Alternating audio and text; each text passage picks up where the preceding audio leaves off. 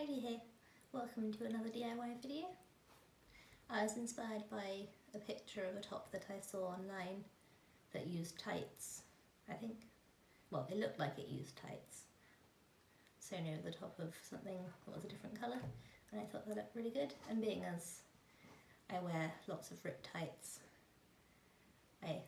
if you wear ripped tights you end up having quite a few pairs, because you usually like to have one pair that's not ripped, and then eventually that gets ripped, so you accumulate quite a few, and I needed a way of using them for something else. So I thought this would be a good DIY to do. And it's quite simple, you're just sewing something over the top of something else and it looks really cool as an end result. So I thought I'd film the process of me doing this. I'm going to use this white top because I really like black and white together, and as the tights I'm using are black, it will show up very nicely. I think this would look really awesome with like a black top and some neon coloured tights, or maybe a white top and some pastel tights, you know, whatever kind of colours you like to wear, you can do this with. And I will be using my sewing machine for this. It'll just be a lot quicker and easier to do with a machine, but of course hand sewing is always an option. So with my top, it's very long, so I will be cutting it much shorter. And I may end up cutting some slits where my elbows go, just to add a bit more interest. So I'm just going to shorten this and then I will come back. So now I have cropped it. I did a bit of an asymmetrical cut and cut out the collar and made some elbow slits. So now I'm going to take my tights and I'm going to cut them open. Doesn't really matter which way you do this, just as long as you have some big pieces to work with. I think I'm going to cut the legs off first and then cut open the waistband part. And when you're doing this, make sure not to stretch the tights too much. Unless, of course, you want to unravel them even more. If you're happy with how they are already, then take care not to stretch them too much. So here we have the body part. I'm going to cut the elastic waistband off this.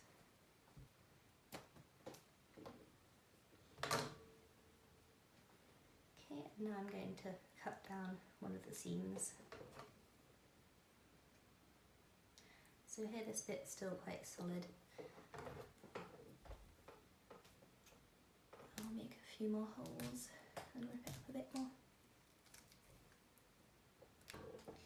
Right, I'm going to put this aside because that's ready for me to use.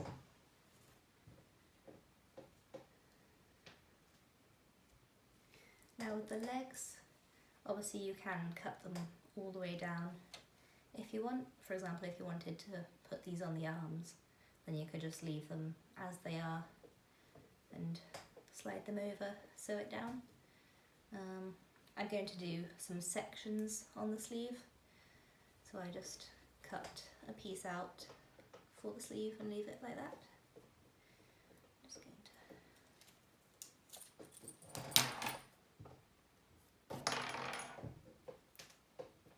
going to choose the bit that I want first.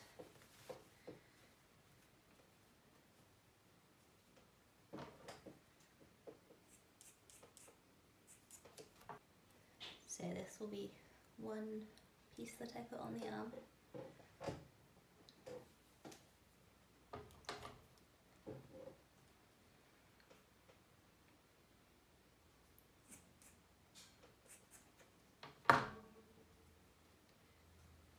And this one I'll put on another sleeve.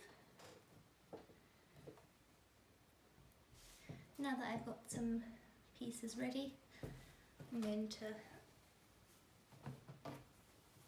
start seeing where I want to place them on my top.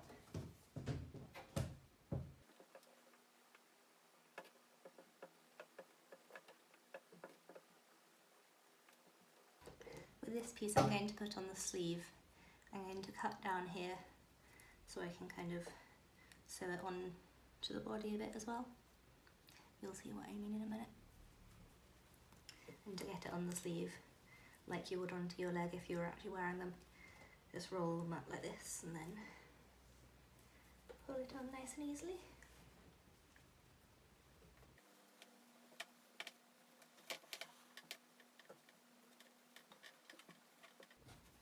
Maybe cut it a bit more.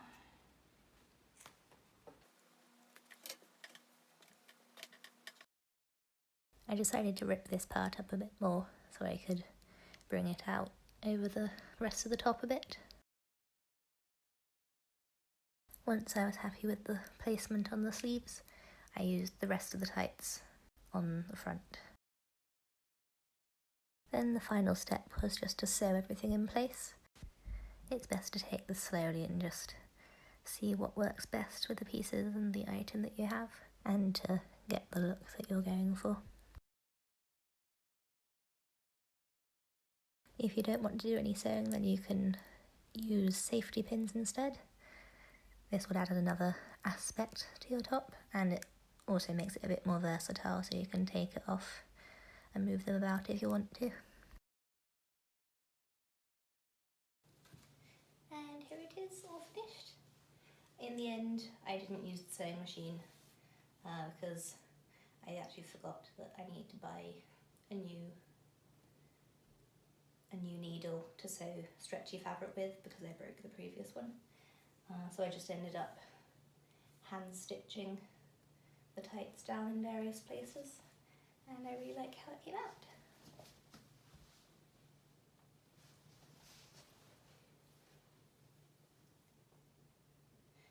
With this, as you can see, the more stretched out and loose it is, the more spiderwebby it looks.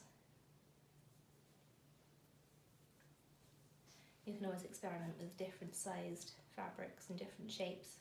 For example, you could use really long thin bits and then really rip it up and stretch it out over a larger area. So for example, up here, you can see I've done that a little bit, and that makes it look really webby and really cool. I definitely want to get some neon tights and do this over a black top. That would look really good with the rest of my wardrobe, I think. This is a very versatile method that you can use for pretty much anything.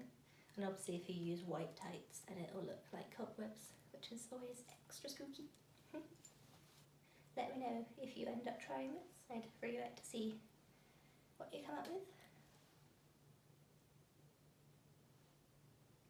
Thank you for watching, and I will see you in my next video. Bye.